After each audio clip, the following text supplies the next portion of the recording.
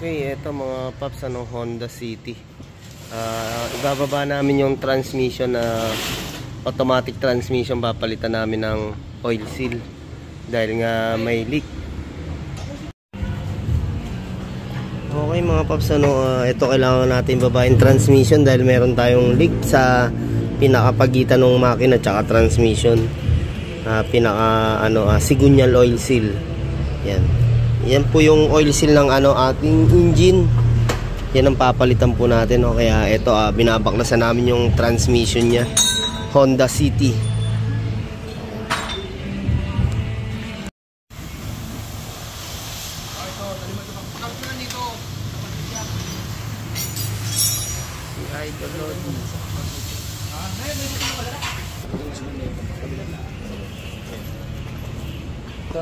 Yan.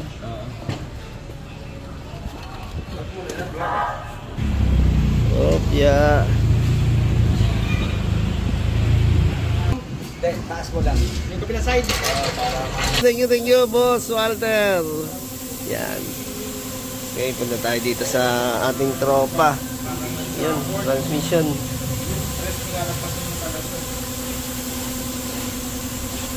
Nabuksan ko na yung may tumulong dyan.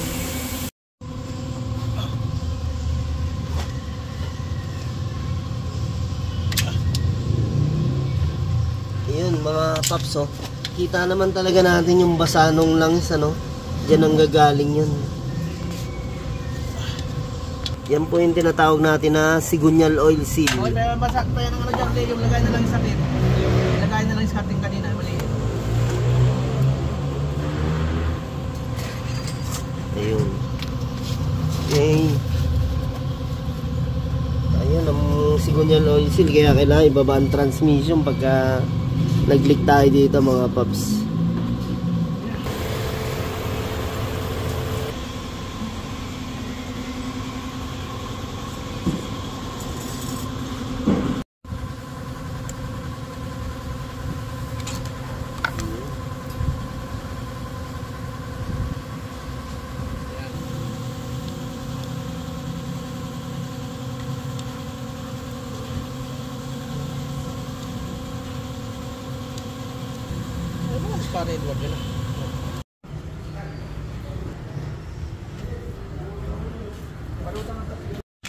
Ayun mga paps, tatlo yung inaano nating oil seal, pinapalitan, pagka nagbaba tayo ng automatic transmission.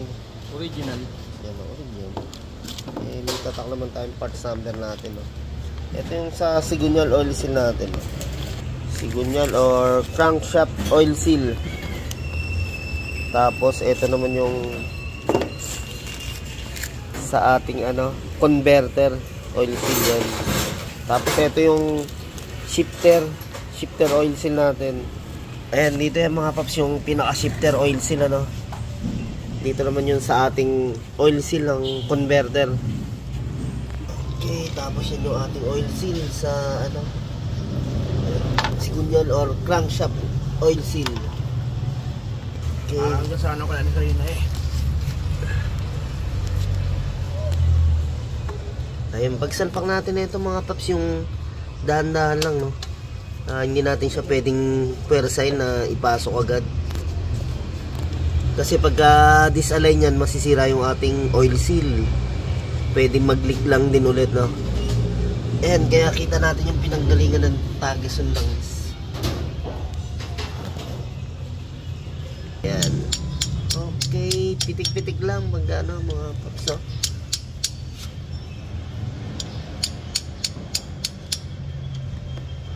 Kailangan pantay yung pasok niyan, sabay na sabay.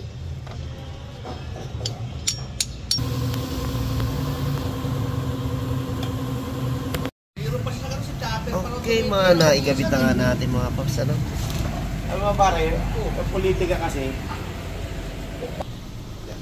may masabi lang, may masabi.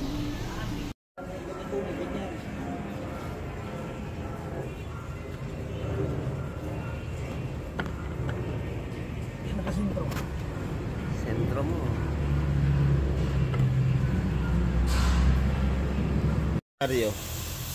Para hindi umikot. Sentro naman yun. Okay. Kalibil na ba yung makina? Tikman mo. Tikman mo nga. Saka. Yan ang malakas tumagas talaga dyan.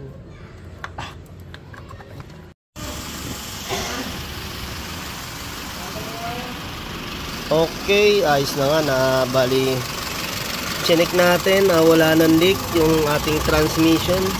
Tapos pag nagbaba tayo ng ganyan transmission, sinasabay na rin natin yun sa torque converter niya tsaka siya shifter oil seal para kung sakali man is talagang bago lahat, no? Tsaka yun, isang trabaho lang. Tapos sinama na rin natin yung sa ibabaw, yung camshaft oil seal yan. Kaya okay na tong Honda City. Okay. Ayan mga paps. Kaya pagka magkakaroon mo kayo ng ganyan na leak sa ating engine, napaka-importante na mapagawa agad natin, no, para hindi naman tayo masiraan ng makina or imingay yung makina natin dahil sa malakas magbawas ng langis. Okay. Ito po yung AE Car Care Services. Thank you po. Okay mga paps, ito natapos na nga yung Honda. Pinakarwas na rin natin. Kasi nga dami naman tayong ginawa dito, kaya free carwas na tong Honda City na to. Yan.